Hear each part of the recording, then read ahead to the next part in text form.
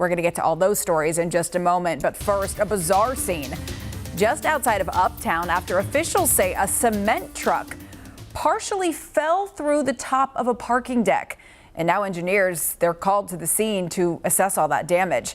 WCNC Charlotte's Brianna Harper joining us there live. So, Bree, officials have to figure out if that parking deck is safe to use because the concern is it could collapse further.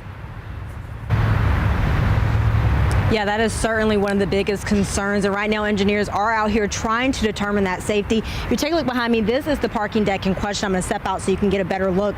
According to Charlotte Fire, the good news in all of this, though, that no one was hurt when that truck, or in that cement truck, that is, the weight of it caused that parking deck to partially collapse.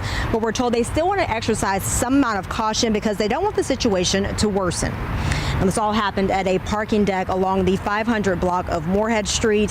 That's just beyond the I-277 overpass and in an area where a lot of construction is taking place. Charlotte Fire says a truck carrying a load of dry mixed concrete entered onto the top deck of the two-level parking deck, and it appears the heavy weight of the truck caused the partial collapse. Right now we have 110,000 pounds from the truck, so that's adding to the weight of the parking deck along with the other vehicles.